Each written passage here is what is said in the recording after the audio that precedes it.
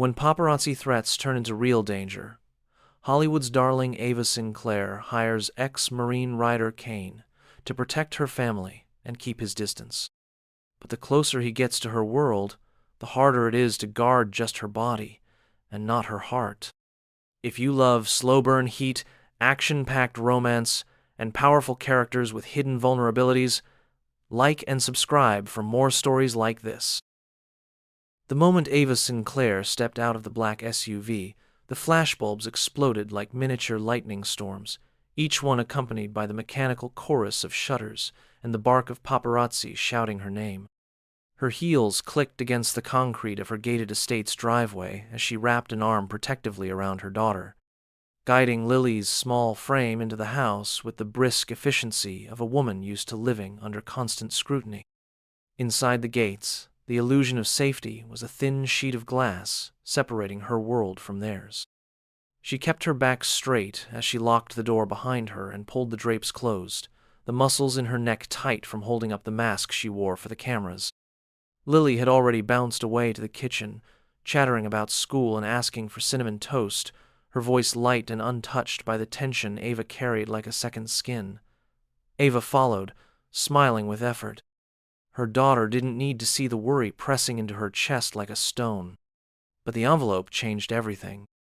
It was plain, cream-colored, unmarked, and had been tucked into Lily's backpack between math homework and a crayon drawing of a dolphin.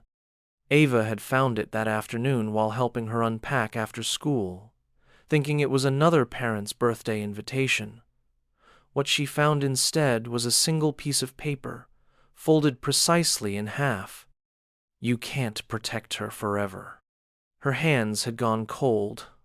The paper trembled slightly between her fingers. The handwriting was neat, masculine, confident. It looked like someone who never second-guessed a decision. That terrified her more than the message itself. She read it again, and again. Lily had been in her own bedroom by then, playing a mermaid game on her tablet, blissfully unaware. Ava walked the house twice, checking every window. She opened closets, pulled curtains back, made sure every lock was in place. The security company she paid generously for monthly had installed cameras, lights, and even panic buttons. But suddenly it all felt like glitter and smoke. Not real, not enough. That night, she couldn't sleep. She watched the shadows in her hallway flicker from the ambient glow of the garden lights outside. Every creak of the old wood floors seemed louder. Every gust of wind made her flinch. By morning, she had made up her mind. The man who walked through her front door was tall and still. Not the kind of stillness that comes from shyness or hesitation, but the kind forged in deserts and war zones. His eyes, a flinty steel gray, swept across the room with unspoken calculation, noting exits, windows, corners. His presence made the air shift, heavier somehow, like gravity acknowledged him before anyone else did. He introduced himself as Ryder Kane, his voice a low baritone that seemed to resonate beneath her skin. There was no pretense to him, no charm. He didn't offer a handshake, only a curt nod. She knew men like him existed, but she never stood so close to one. He wore simple clothes, jeans, boots, a plain black t-shirt stretched across a torso that didn't tolerate softness. His arms were marked with faint scars, and the kind of definition that didn't come from gyms or vanity. Ava found herself standing straighter, hyper-aware of her silk blouse and the faint scent of her own perfume. He listened without interrupting as she explained the note. His eyes stayed on hers the entire time, and she had the unnerving sense that he was watching more than her face. He was reading her like a battlefield, mapping her emotions, dissecting her fear. She showed him the letter. He took it with the same caution he might use to handle live ammunition. "This was inside her backpack," she said quietly. "I've had stalkers before, people who send threats. Usually it's vague, crazy. This was different." He nodded once, glancing at the paper again. "It's a message meant to unsettle you. It worked."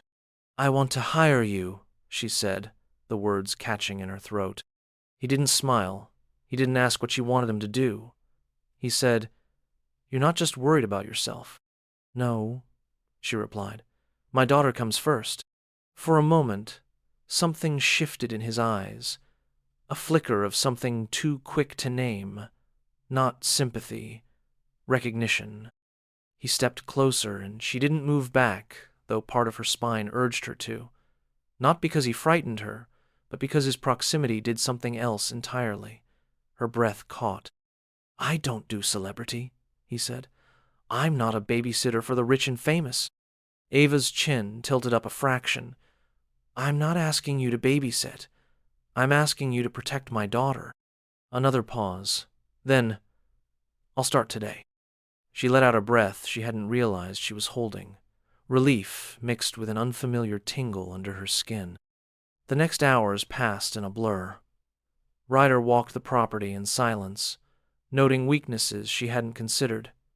He asked to see the security footage from the past 2 days. He made calls.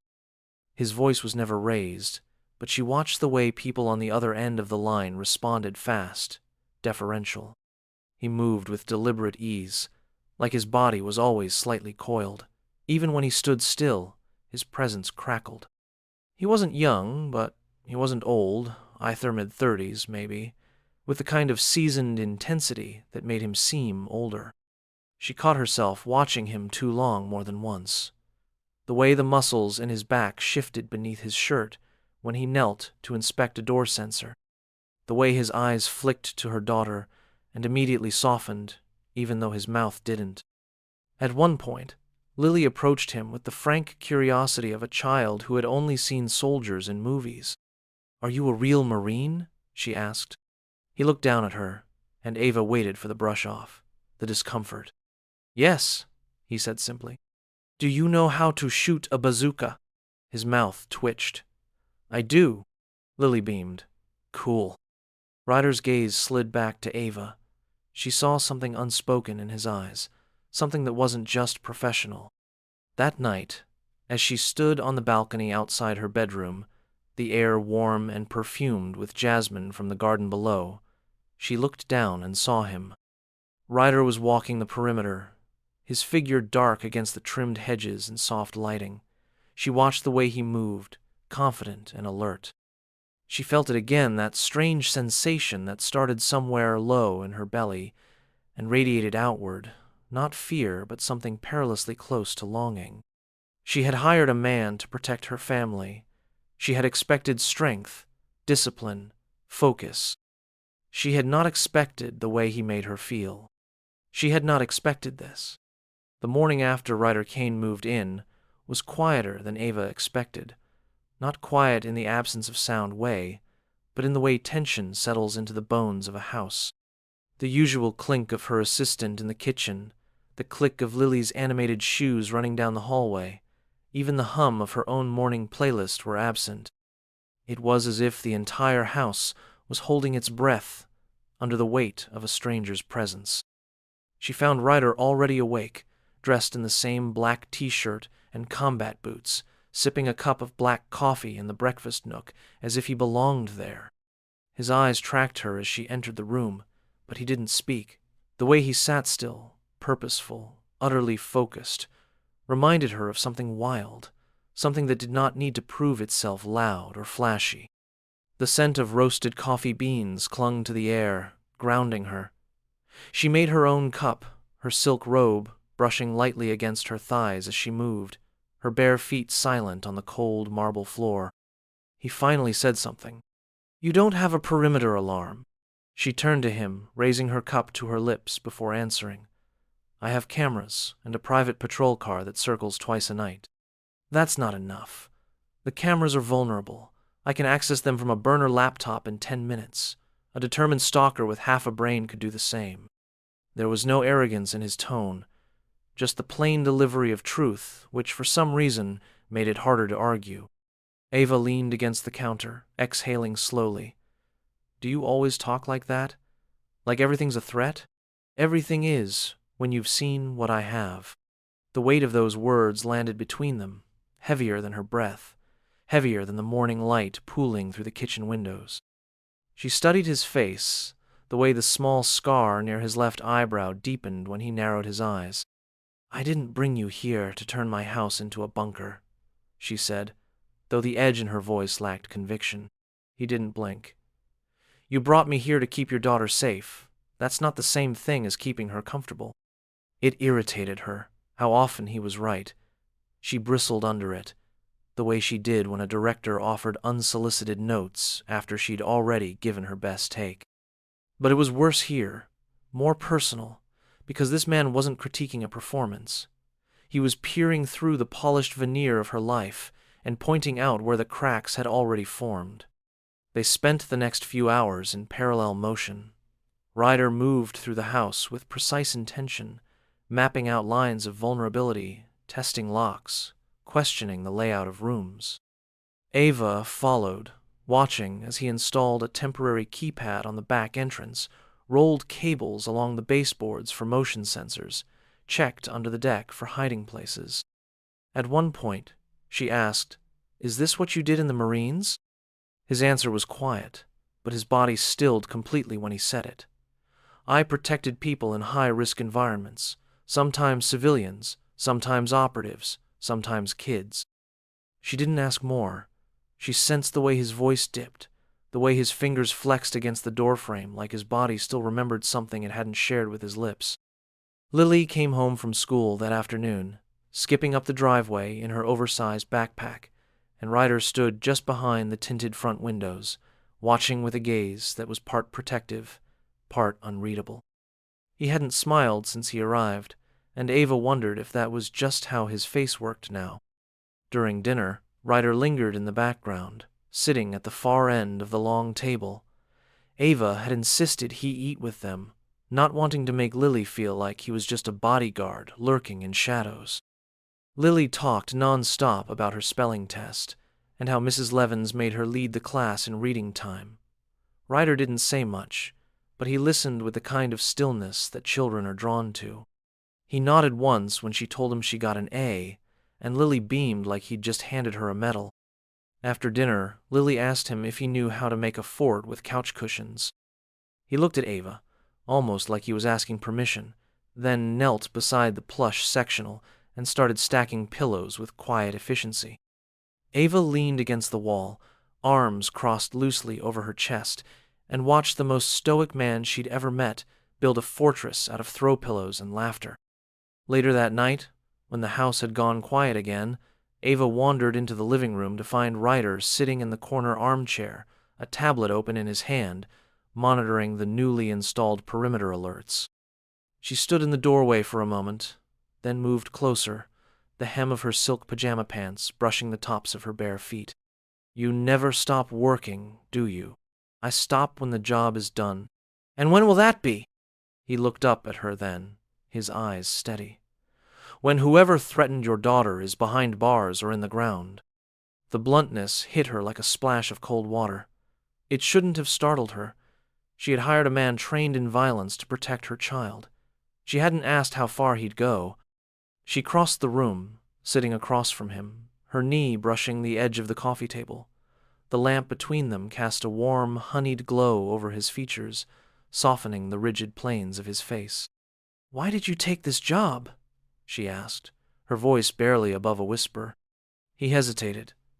Not because he didn't know the answer, she sensed, but because he wasn't sure if he wanted to share it. Because someone threatened a little girl, and the people supposed to stop it were too comfortable to notice. She held his gaze, the silence between them swelling into something more intimate than words. Then she said softly, "You know, this house never felt safe. Even before the letter, it always felt like I was playing pretend inside a movie set version of a home." Ryder didn't respond for a long moment. Then he said, "Safety isn't about locks and cameras. It's about knowing someone would put themselves between you and the threat, without hesitation." She swallowed hard, the heat in her chest blooming outward. And in that moment, sitting across from this silent, steady man who looked like he'd walked straight out of a war and into her curated Hollywood life, Ava realized something that unsettled her more than the letter ever could.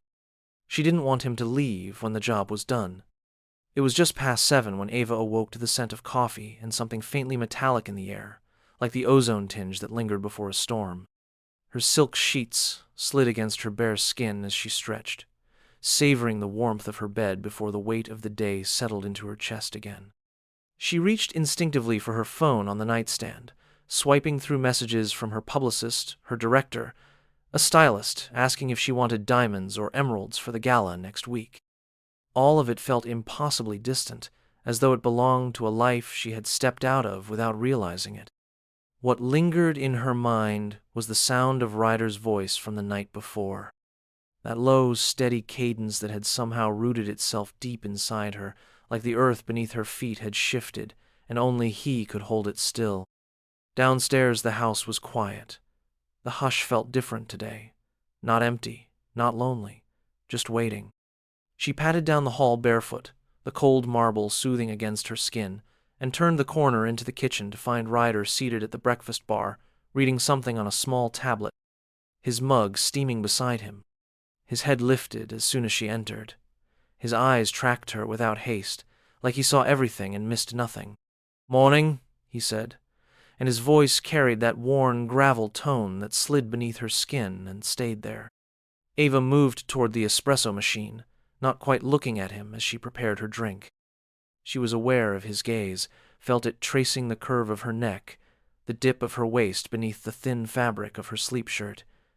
It wasn't overt, it wasn't crude, but it was there, tangible as breath on skin. "Did you sleep at all?" she asked, glancing at him over her shoulder. "Some," he said. "Enough." It occurred to her, then, that she had no idea where he was sleeping. There were guest rooms, of course, immaculate and untouched, but something about Ryder made her doubt he'd taken a bed with monogrammed sheets and velvet curtains. Before she could ask, Lily's voice rang out down the stairs, bright and unbothered. "Mom, where's my red hoodie?" Ava called back. "Laundry room, sweetheart." The sound of her daughter's footsteps echoed faintly as she searched. Ryder's eyes softened at the sound, and Ava felt it in her chest, that impossible tenderness she never expected to see on his face. "She trusts you," Ava said, her voice quieter now, more curious than confrontational. "She should," Ryder replied.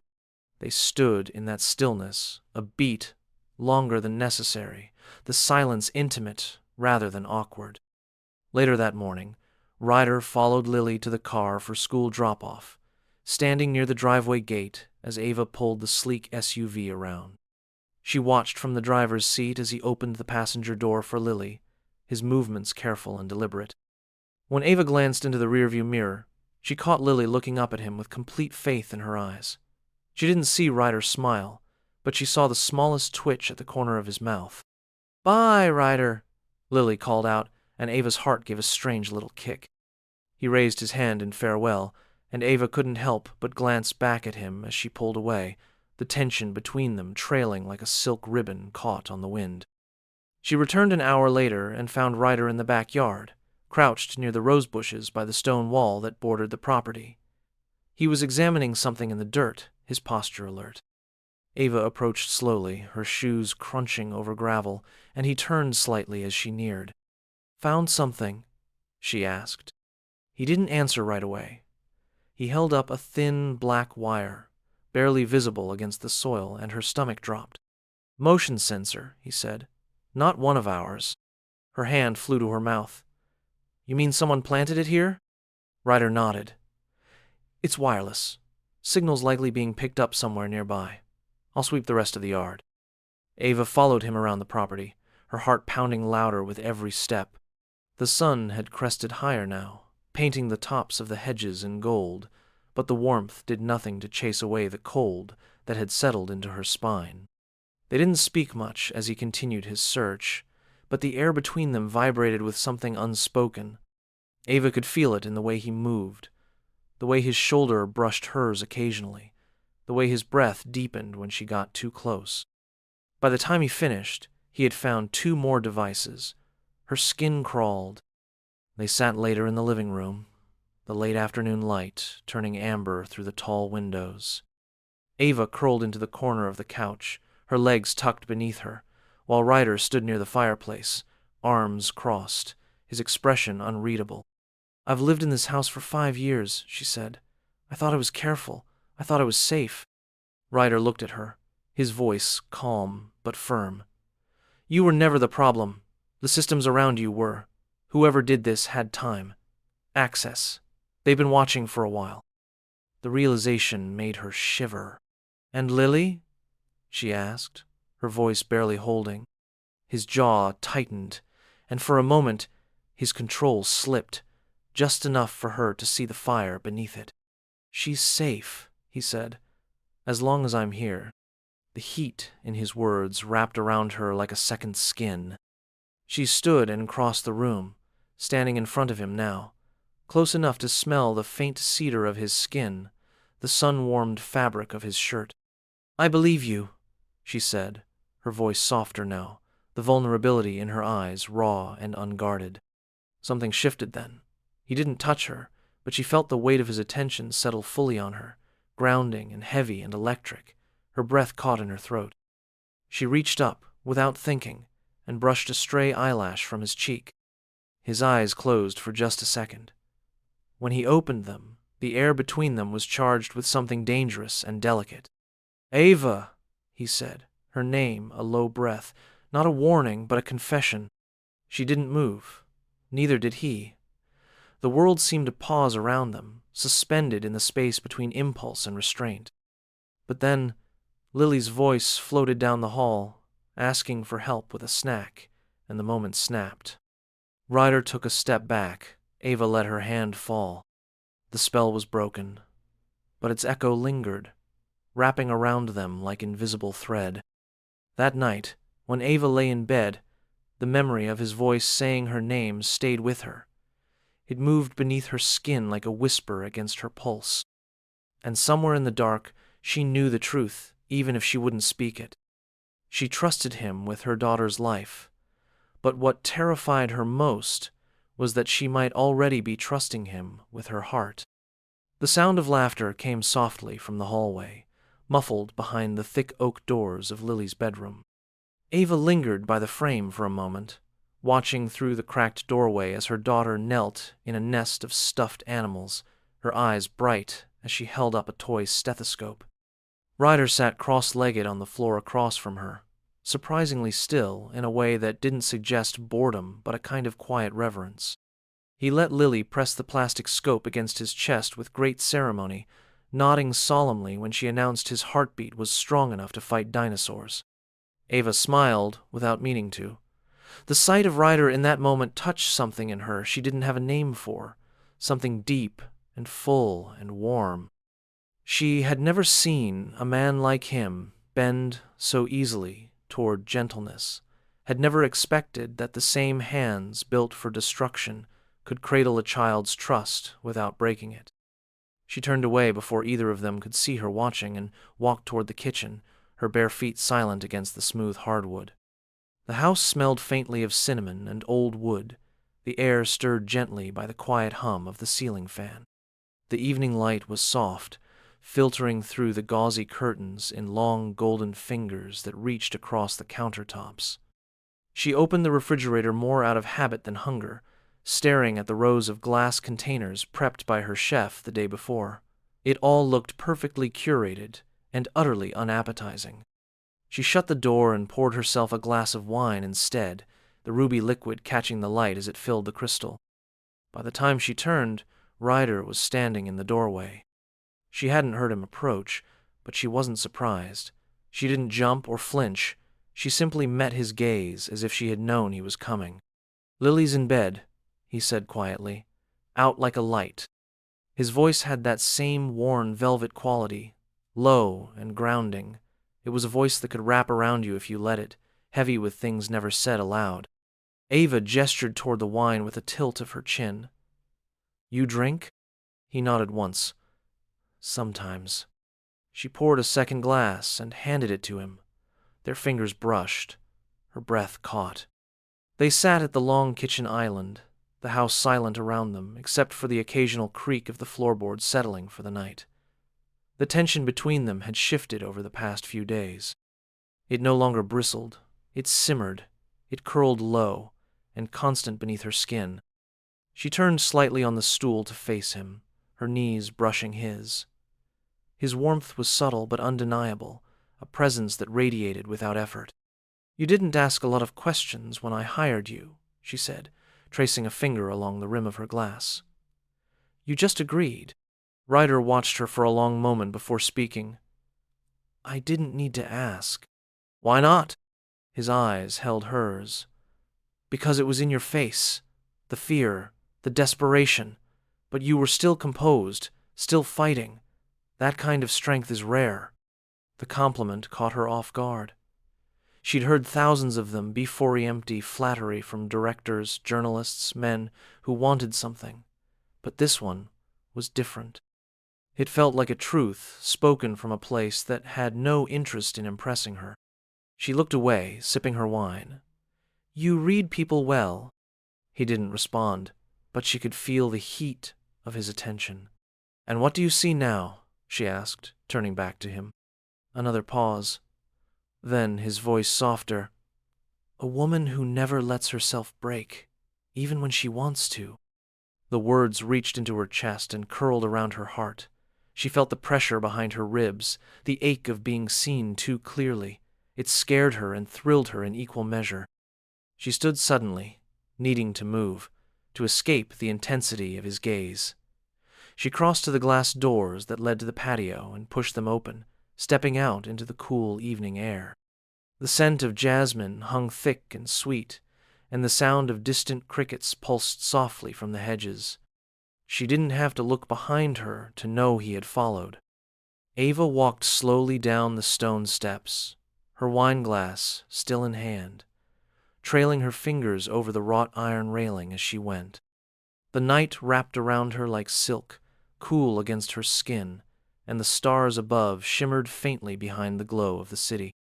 At the edge of the garden, she stopped and turned. Ryder stood a few paces away, watching her as if she were something he hadn't expected to find in this world, something fleeting and fragile and worth chasing. "I used to think I had everything under control," she said, the words tumbling out into the night air. "The career, the fame, the house, but none of it means anything when you don't feel safe." He stepped closer, his presence like a tide rising toward her. "You feel safe now?" he asked. She looked up at him, her breath catching in her throat. "I feel like I'm standing on the edge of something." Ryder's hand moved slowly, deliberately. He reached up and tucked a strand of her hair behind her ear, his fingertips grazing the curve of her cheek. The contact was so gentle, so reverent, it made her ache. "You don't have to fall," he said. "But what if I want to?" Their breath mingled. His hand slid to the side of her neck, the pad of his thumb resting against her jaw. She leaned into him instinctively, her body drawn to his like something magnetic and primal. The kiss was slow at first, exploratory. A question asked in the quiet of the garden. His lips brushed hers with exquisite care, as if testing the strength of a bridge before crossing. Then her hands found his chest, feeling the steady thrum of his heart beneath the fabric, and she rose onto her toes, deepening the kiss with a hunger she hadn't known she carried. He responded in kind, his arms wrapping around her, pulling her flush against him. His mouth was warm and demanding, but never rushed. Every movement was precise, controlled, as though he was holding himself back with the last threads of discipline.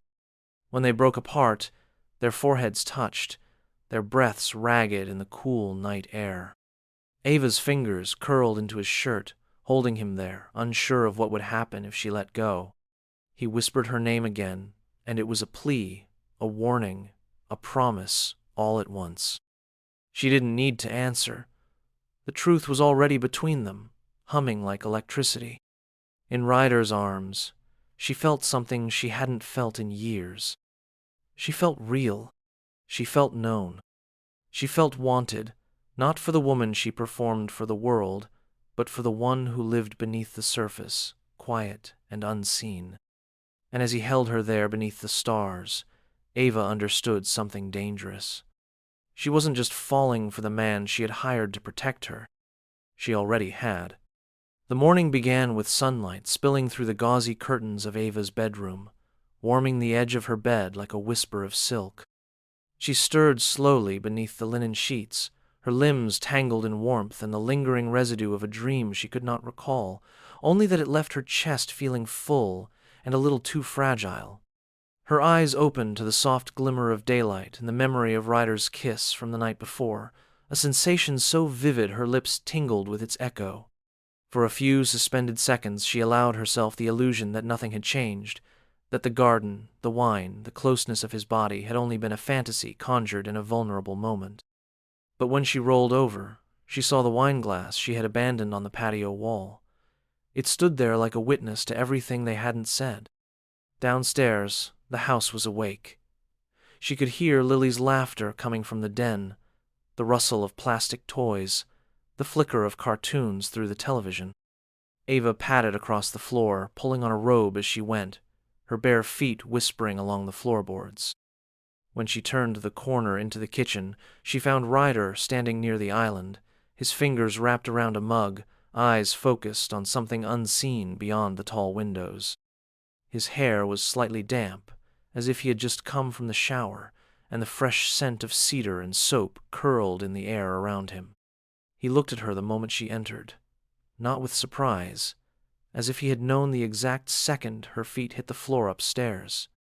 His eyes were shadowed but steady, and Ava felt the weight of the night before settle in her chest again. She reached for a cup and poured herself coffee, feeling his gaze like the warmth of the sun pressing into her skin. "Lily wants to go to the beach this weekend," she said, not looking at him. "I can make that work." His voice was calm, measured, almost too even. She turned to face him and leaned against the counter, coffee cradled between her palms. "I want to talk about last night," she said. He didn't flinch. "So do I." There was a beat of silence before she added, "You kissed me." "You kissed me back." The smallest flicker of a smile touched his lips, then vanished, and she let out a breath she hadn't realized she was holding. "I'm not sorry," she said. "I'm not either." The words hung there, suspended between them, delicate and dangerous. She set her cup down and took a slow step forward. "So what now?" He tilted his head slightly, as if measuring the space between them, not in feet, but in risks. "Now I keep doing my job," he said, "and I try not to let personal feelings get in the way of that." Her brows lifted. "Is that what they are? Personal feelings?" His eyes found hers, held her in place. "Yes."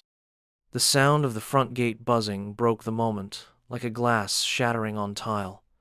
Ryder's expression shifted, sharp and alert, as he strode quickly to the security panel beside the front door. Ava followed, every nerve in her body prickling. The camera feed displayed a familiar scene, but something about it felt off. A black SUV idled at the gate, windows tinted, license plate obscured with a smear of mud. No one stepped out. Ryder studied the feed for only a second before moving. His voice was clipped and low. "Upstairs. Now, stay with Lily." Ava didn't argue. She had learned the tone of his voice when it meant danger, and her instincts obeyed before her brain caught up. She ran up the stairs, scooped Lily into her arms, and ducked into the panic room behind the master closet, her fingers shaking as she turned the handle. Inside, the lights were dim, the air recycled but safe.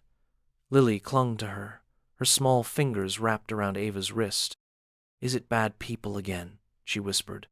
Ava pressed a kiss to her forehead. "No, baby, just being careful." Downstairs, Ryder moved like a predator. He retrieved a weapon from the hidden case in the hallway console, checked it without hesitation, and slipped out the side entrance, circling the house with silent precision. The SUV remained idle, engine rumbling softly, a sound that seemed too calm for the tension knotting the air. He approached from the rear, keeping close to the hedges, his body low and measured. He stopped 10 feet from the vehicle and lifted his hand, a silent command for whoever was inside to exit. Nothing happened. Then, as if the moment had been waiting for something to snap, a figure burst from the passenger side door and sprinted down the street. Ryder was already moving, fast and lethal. He caught up in seconds, brought the man down with one hard tackle that shook the pavement. The man hit the ground with a cry of pain and fear. His face was unfamiliar, sweat-soaked and panicked. No weapon, no threat beyond the chaos he brought. Ryder yanked him to his feet, pushed him against the side of the SUV, and growled the question before anything else. "Who sent you?" "I wasn't trying to hurt anyone," the man gasped. "I just wanted pictures. I swear. I'm freelance. I heard she hired someone. I wanted a shot of the bodyguard." Ryder's grip tightened. "You followed her daughter." "No, man, no. I didn't mean it like that. I didn't know the kid would be outside yesterday. I just wanted a story."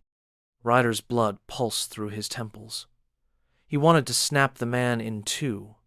Instead, he called the patrol unit, stationed 2 blocks away, and handed the photographer over with barely a word. Back inside, Ava emerged slowly from the panic room, her arms still wrapped around Lily. Ryder met her at the base of the stairs, his face carved in stone. It was a photographer, not the same one, a new one, freelance. She exhaled, slow and trembling. "So it wasn't him?" "No, but he's out there. Someone is, and he's watching, maybe even closer than we thought." She nodded slowly. Then, without thinking, she stepped forward and pressed her forehead against his chest. His hands came up, not hesitating, just holding her there, anchoring her against the tremble she refused to show anyone else. "I can't live like this," she whispered, waiting for something to happen, watching Lily sleep and wondering if someone's out there looking in. "You won't have to," he said. "I'll stop him." She looked up at him then, her eyes wet, her voice small. "You said personal feelings, that you had them." He met her gaze. "I do. Then stay. After this is over, after he's gone, stay." The question was in her eyes. The answer lingered on his lips. He didn't speak it, but in the way he touched her cheek, in the way his thumb brushed a tear from her skin, Ava felt the promise bloom. She wasn't alone. Not anymore. The safe house was nestled in the Santa Monica Mountains, hidden behind a stretch of narrow roads and private gates that even the most aggressive paparazzi wouldn't dare to cross. The air smelled of pine and eucalyptus, thick with the kind of silence Ava hadn't experienced in years. There were no horns, no camera shutters, no voices floating in from the street. Just wind brushing against the tall grass and the soft creak of wooden beams settling into themselves. The house itself was smaller than what she was used to, more rustic than refined. Cedar wood lined the walls, and the scent of it filled every breath. The furniture was minimal but sturdy, the windows wide and uncurtained. Ava could see for miles from the back deck.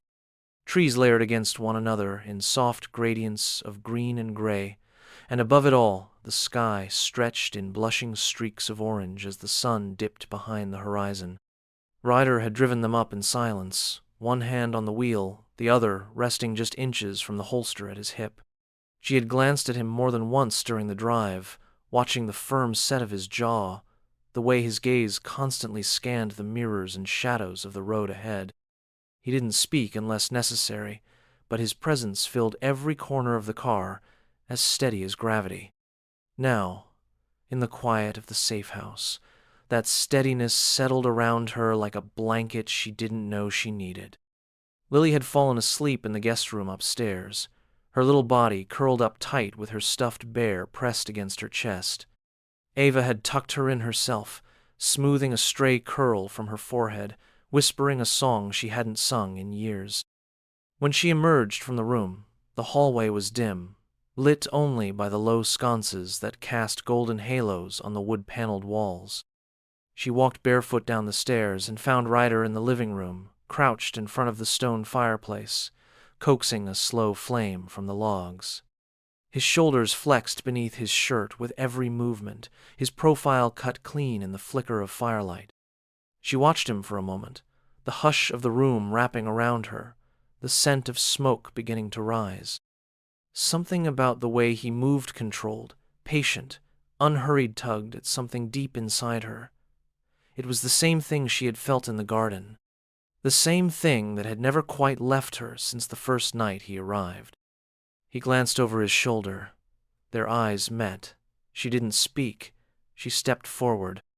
The couch creaked softly as she sat beside him, folding her legs beneath her.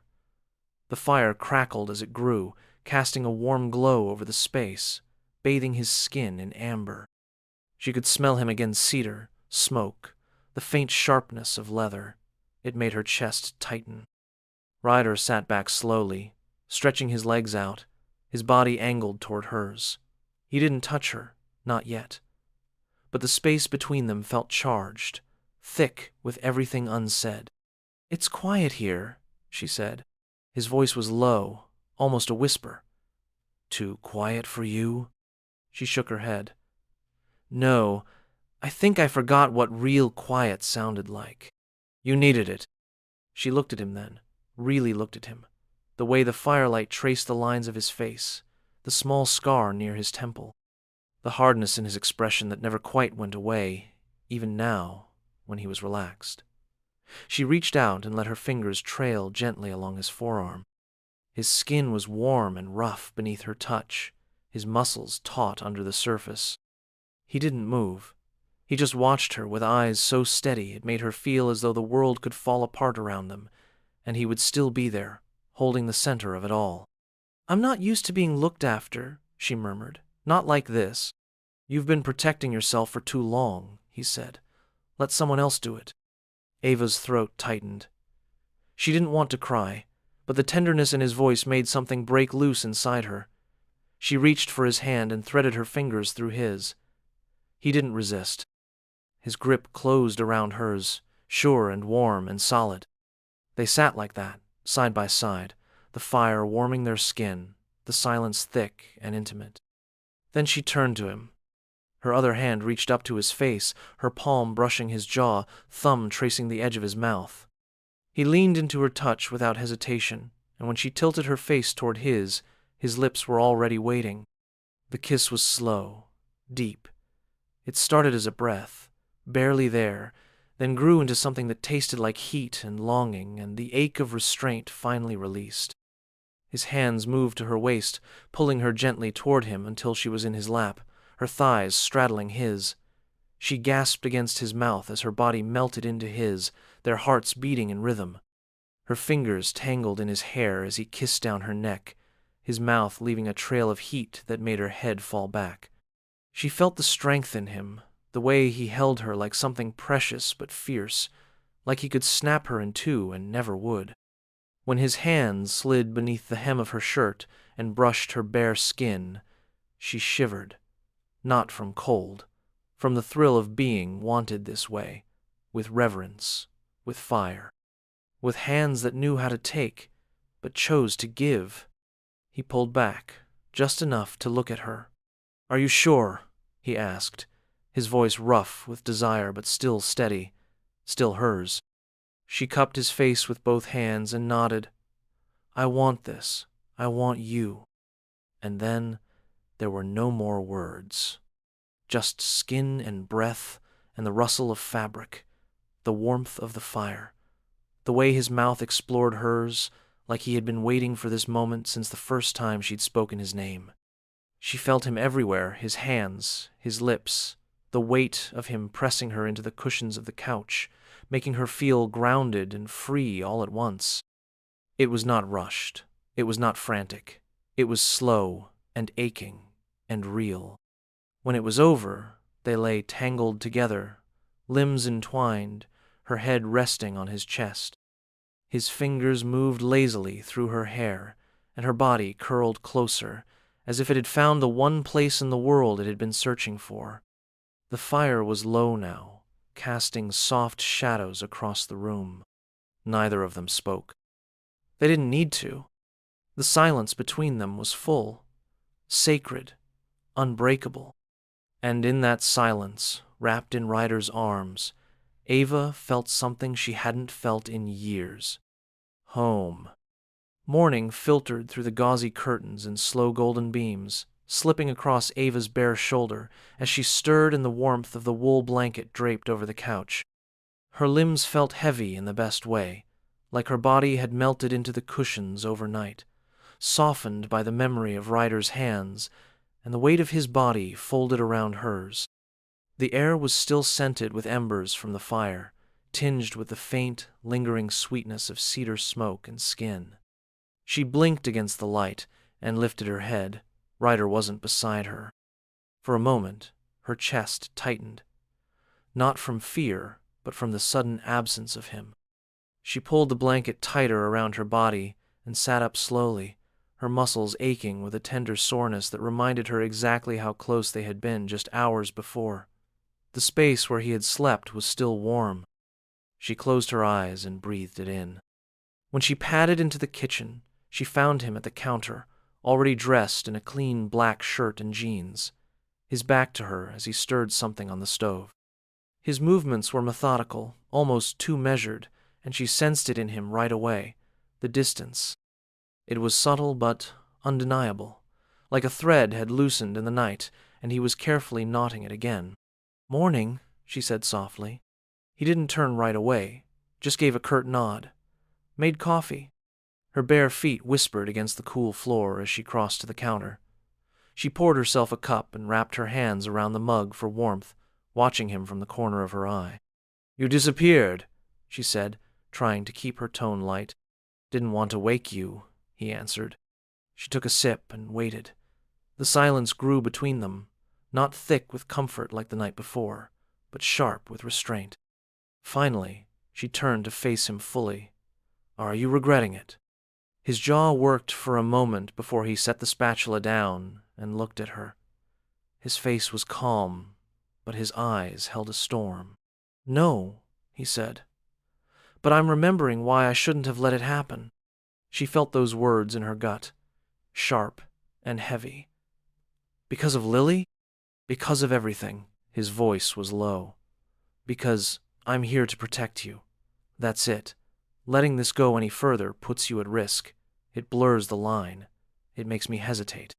She stepped closer, her heart starting to thud with something that wasn't anger but wasn't far from it. "You didn't hesitate last night," she said. "And you weren't just protecting me then." His hands flexed at his sides, as if he were holding himself back from reaching for her. "That was a mistake," he said, even quieter now. Ava took another step, close enough now to feel the warmth radiating from him. "Was it?" He looked down at her, his face caught somewhere between conflict and longing. "You don't know what I'm capable of, what I've done. You only see what you want to see." "And you only see what you're afraid to feel," she said, her voice cracking. She turned then, setting her mug down harder than necessary, and walked out onto the back deck. The morning air was cool and sharp against her cheeks, and she wrapped her arms around herself, staring out at the dense fog rolling over the hills. Her chest ached, not because of what he said, but because of what he refused to admit. Behind her, she heard the door slide open and then close again. His footsteps were soft but firm as he approached. When he stopped beside her, she could feel the weight of his presence without looking. "I lost someone once," he said quietly. Her breath caught. "She was a civilian, young, innocent. We were in Jordan on an extraction. She got caught in the crossfire. I made a call, and it got her killed." Ava turned slowly, her throat tightening as she took in the rawness in his face. He wasn't looking at her. He was staring at the horizon like it held the past he couldn't let go of. "I promised myself I'd never let my judgment be clouded again," he continued. "Not by emotion, not by anything. And yet you're here," she whispered. "With me, with Lily." His eyes finally met hers. "That's what scares me." She stepped closer. The cool wind teased her hair, and she reached out, brushing her fingers against the back of his hand. "You're not the man you were then," she said. "And I'm not asking you to be anything but honest with me. Can you do that?" He exhaled slowly, and something in his shoulders softened. "I don't want to walk away from you," he admitted. She moved into his arms, and this time he didn't resist. His hands came around her, pulling her close, tucking her against his chest where his heart beat slow and steady. "I can't promise this won't complicate things," he said. "I don't need promises," she murmured against his shirt. "I just need truth." They stayed like that for a long moment, wrapped in the hush of morning and the new understanding blooming between them. But peace never lasted long. Later that afternoon, as Ryder swept the property again, his phone buzzed. He answered without thinking, but the moment he heard the voice on the other end, his spine straightened. "You were right to pull them out," said the man, clipped and efficient. "We intercepted a message this morning. A third party was paid to take surveillance photos of the child. It wasn't random." A sick twist of adrenaline coiled in his gut.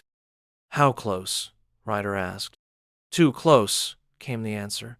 "They had access to the school perimeter. They knew her schedule." His fingers tightened around the phone. He didn't speak. He ended the call and turned toward the house, his pulse hammering in his ears. Inside, Ava was helping Lily with a puzzle on the rug, her hair falling over one shoulder, her voice soft and patient. Lily giggled, holding up a blue piece shaped like a dolphin's tail. Ryder stared at them from the doorway, something hot and unbearable rising in his chest. He couldn't lose this. Not again. Not because he let himself feel something more than duty, not because he let his guard drop. He would end this, whatever it took. But the fear, the guilt, the raw edge of needing something too much that remained. And Ava, watching him from the floor with those dark, knowing eyes, understood. Even if he couldn't say it out loud, she already knew. He was hers. He just hadn't let himself believe it yet. The sun was beginning to dip behind the mountains again, that slow, molten descent setting the sky on fire. Amber bled into rose, then into violet, as if the earth were exhaling into night. Ava stood on the back deck of the safe house, arms resting on the railing, the cool wood pressing against her palms. A gentle breeze lifted strands of her hair across her cheek, but she didn't move to tuck them away. Her mind was too full, too weighted with the feeling that something was moving beneath the surface, about to break. Inside, Lily was curled up on the couch under a blanket, cartoons playing quietly while her fingers absently traced the stitching in the fabric. Ryder had gone still again. He'd been quiet for most of the afternoon, his body present but his mind elsewhere. Ava had learned to read his silences. This one was sharper than usual, focused, dangerous. She turned as she heard the slow creak of the screen door open behind her. Ryder stepped out, his silhouette cutting clean against the fading light. His face was unreadable, but something in his posture gave him away. Shoulders tense, jaw tight. The air around him carried an edge. She didn't speak at first. Let the quiet stretch between them like a veil. Then he said, "I know who's behind it." The words dropped like stones into her chest. She turned fully to him, her fingers clutching the edge of the railing, her heart suddenly pounding. "Who?" she asked, barely managing to keep her voice steady. He stepped closer, each movement deliberate, controlled, as if the act of telling her might detonate something between them. "Your ex-husband." The wind caught the last syllable, carried it into the trees. Ava stared at him. For a moment, her mind refused to process the words. Her breath caught in her throat. "No," she whispered. "No, that doesn't make sense. He's selfish, but he wouldn't hurt Lily." Ryder didn't flinch. His voice remained calm, but his eyes were steady, unwavering. "He doesn't want to hurt her. He wants to make you look unstable, scared, unfit. It's about control. He hired a private contractor to plant cameras, to follow you, to make it appear like you're living in a delusional spiral. There are wire transfers. I had a friend trace them. Everything leads back to him." Ava felt the ground tilt beneath her.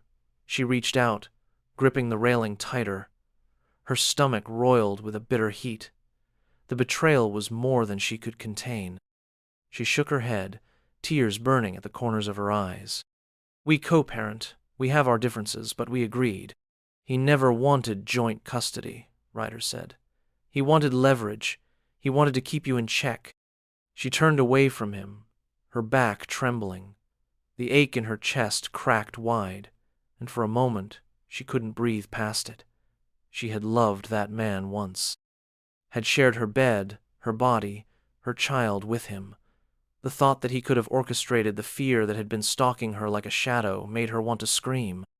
Ryder's voice came softer now, a balm against the wound. "He didn't count on you hiring someone like me. He didn't count on me finding out." Ava turned, eyes wet but furious now. "What do we do?" Ryder stepped forward and cupped her face in his hands. His touch was firm, grounding. She leaned into it, needing it more than air. "We set a trap," he said. "We let him think the cameras are still working, that you're alone. I have contacts, my old team. They'll help us run surveillance, catch him in the act." Her lips parted in protest, but he hushed her gently with a look. "You won't be in danger, I promise." Ava nodded slowly, the storm inside her shifting into something colder. She had played the frightened Starlet long enough. This wasn't about fear anymore. It was about reclaiming control, about protecting her daughter with every ounce of strength she had left. That night, the plan was set into motion. Ryder disappeared into the dark with a burner phone, calling in favors that carried the weight of old loyalties. Ava pretended not to listen from the next room, but she heard his voice shift when he spoke to them, clipped, military. The softness she had glimpsed in him was replaced by steel. He came back to her after midnight, his hair damp from a quick shower, his skin still smelling like ash and earth. She was sitting on the couch, knees drawn up, a blanket tucked around her legs. Her eyes found his, and for a moment there was no plan, no fear, no vengeance. Just him. He crossed the room without a word and knelt before her, his hands curling around her knees. "I know I've been pulling away," he said, "trying to protect something that's already past protecting. I've seen too much, done too much, but I haven't felt something this real in years." Her throat ached as she reached for him. Her fingers traced his jaw, the scar near his temple, the faint scruff of his beard. "I don't care about what you've done," she whispered. "I care about what you're doing. Right now. For me. For Lily." His hands slid up her thighs, warm and solid, anchoring her to the present. He leaned in, pressing his forehead to hers. "I'm all in," he said. The next day passed, like a breath held too long. Ryder worked with his team in the shadows, coordinating the sting from a makeshift command center set up in the garage. Ava played her part. She returned to the house in the city, feigned vulnerability, kept the lights dim and the curtains drawn just enough to suggest carelessness. She hated every second of it. But she did it. For Lily. For herself. For the promise Ryder made. And when night came and the trap was set, she stood alone in the hallway near the window, her hands trembling but her spine straight. In the shadows behind her, Ryder waited with silent eyes and a weapon holstered at his side. It would be over soon, and when it was, she would not be the same. She would be stronger. Because of him, night had fallen like a slow curtain, cloaking the city in a blanket of soft shadows and quiet menace. Ava stood near the tall windows in her living room, the dim glow from the streetlights washing over her face in pale streaks of gold. She had drawn the curtains only halfway, just enough to make it look careless, just enough to invite curiosity. A glass of untouched wine sat on the coffee table, trembling slightly with the vibrations from the hum of the old refrigerator. She kept her posture relaxed, her movements deliberate. Her silk robe hung loose over her frame, her hair down around her shoulders in soft waves. She looked like a woman winding down after a long day, vulnerable, unaware, alone. But she was none of those things. Behind her, in the darkened hallway, Ryder was a breath she could not hear. He moved through shadows as if they obeyed him, silent and assured, his presence steady and coiled. In the garage, his former team sat huddled around monitors, scanning the perimeter feeds, every screen glowing with grainy live footage. They were voices she had only heard through Ryder's earpiece, calm and clipped and precise. Vehicle approaching. One occupant. East side.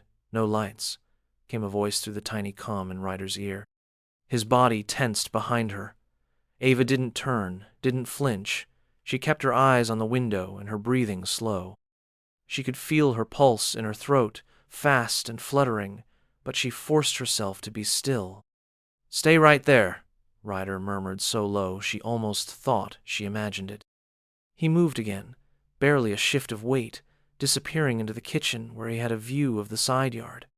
She could picture him now, crouched near the edge of the cabinets, hand on the butt of his weapon, eyes sharp and locked in place.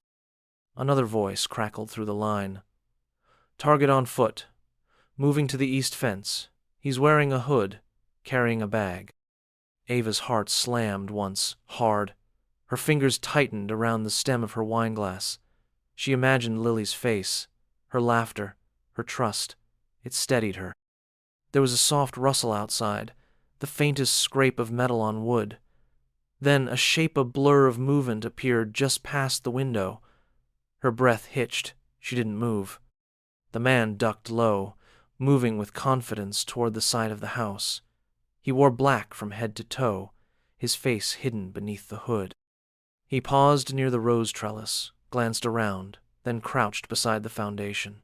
He didn't know he was being watched from 6 different angles.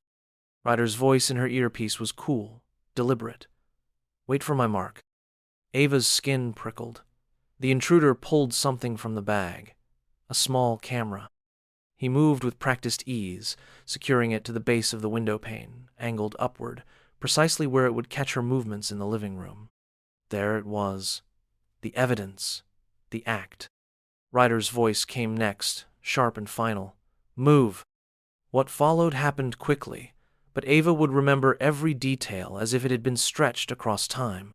The back gate burst open with a metallic rattle, Ryder's team moving with tactical precision, guns drawn but voices calm. The man jolted upright, turning to flee, but Ryder was already on him, tackling him to the ground with bone-jarring force. Ava rushed to the window, watching as Ryder pinned the man's wrists behind his back, his knee pressed firmly to his spine. "Get off me!" the man barked, squirming beneath him. "I didn't do anything." "You did plenty," Ryder growled. "You just didn't think anyone was watching." The rest of the team closed in. Flashlights flared, weapons lowered.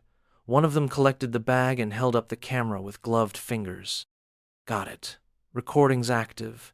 Timestamp matches the others." Ava's knees nearly buckled with relief. Her ex-husband's signature was all over the payments linked to the contractor's hiring. Ryder had traced it days ago, but now they had the man in the act. There would be no denial, no escape. Minutes later, the police arrived. Ryder stayed by Ava's side, his arm brushing hers, grounding her through the storm of flashing lights and harsh questions. She answered with clarity and calm, surprising even herself.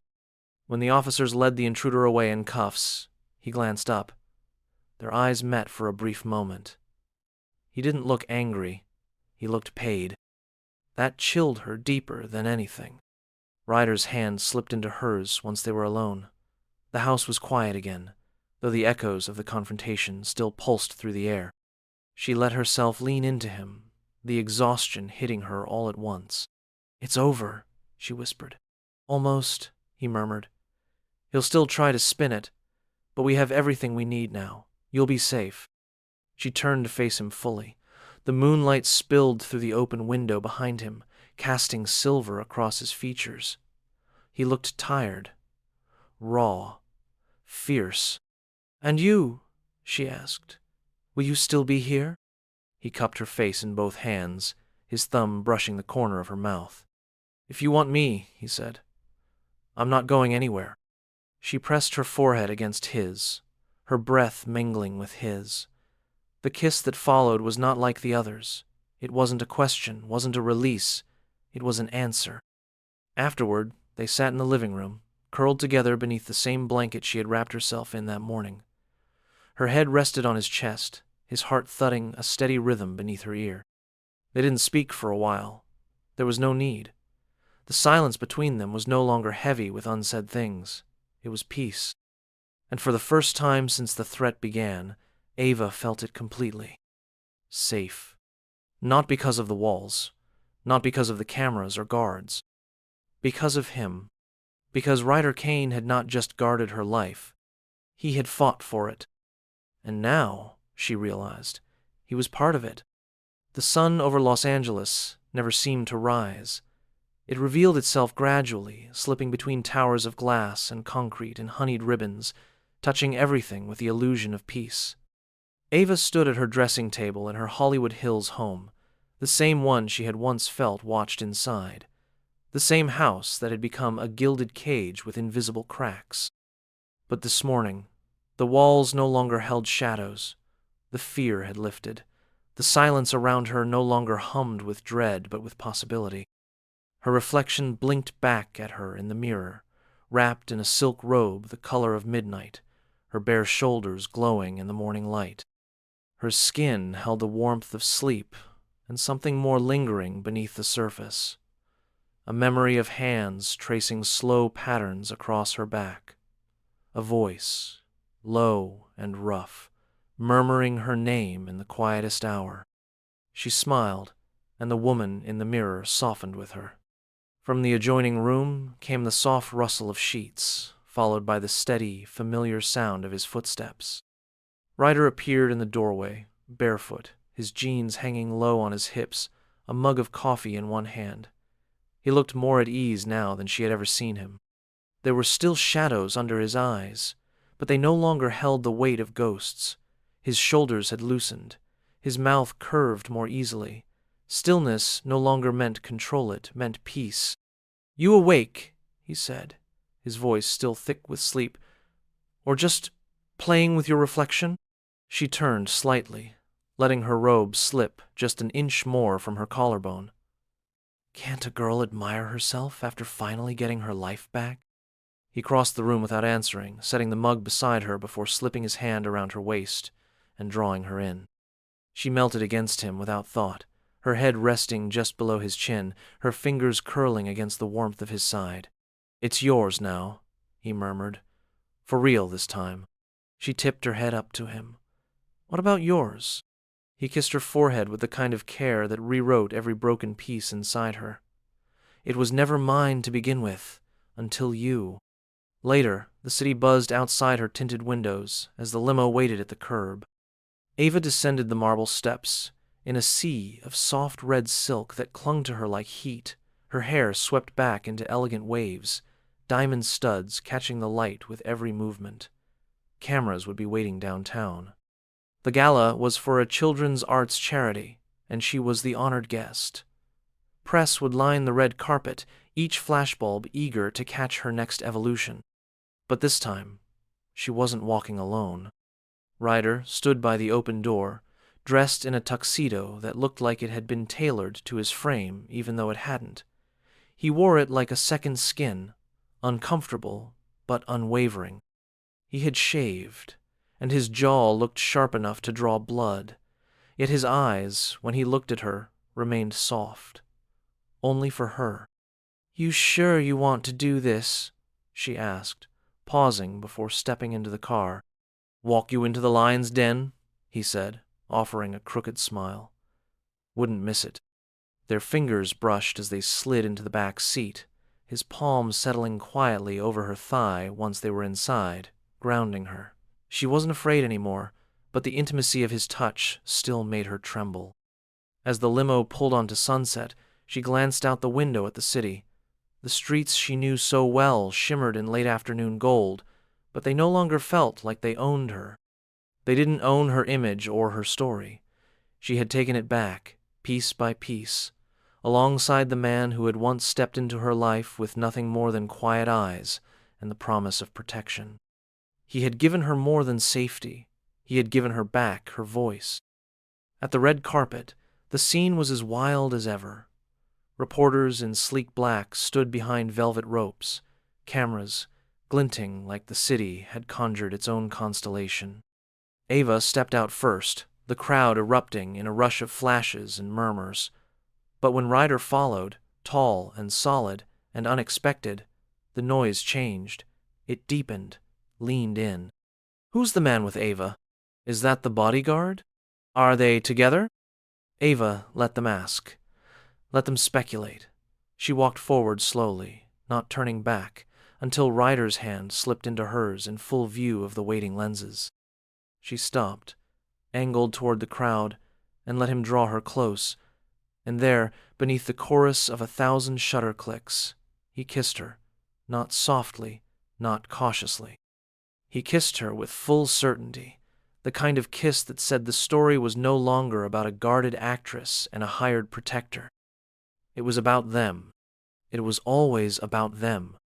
Inside the gala, they sat side by side beneath chandeliers that shimmered like stardust. Ava spoke on stage about children and creativity, about resilience and the necessity of protecting what cannot protect itself. Her voice carried like silk across the room, steady and full of grace. But when she glanced into the audience, her eyes always found Ryder. Afterward, they danced. Not in a spotlight, not for attention. In a shadowed corner of the ballroom, where the music was soft and the world faded away, his hand at the small of her back, hers resting lightly on his shoulder. The kind of dance that didn't follow steps but breath, her head tucked beneath his chin, his heartbeat the only rhythm she needed. Outside, when the night cooled and the crowds faded, they stood beside the car, her heels in one hand, his tux jacket in the other. Her hair had loosened in the breeze, curling around her shoulders like smoke. "What happens now?" she asked, her voice soft against the stillness. Ryder looked up at the sky, the moon high and full. "You keep doing what you do, being who you are. I just walk beside you. And if I fall?" He took a step closer, his hands sliding around her waist. "Then I catch you, always." She leaned into him, her smile slow and sure. "You know, I didn't expect this." He kissed her again, his lips brushing the corner of her mouth, then lower. "Neither did I." The city pulsed behind them, sprawling and endless, but in the silence between their hearts there was nothing but stillness. Ava Sinclair had hired a bodyguard to protect her from the shadows. She had never meant to fall in love with the man who stepped out of them. But now, he was her shadow, her shelter, her future. And as they drove off into the quiet hum of the city, hand in hand, she knew she had not only reclaimed her life, she had rewritten it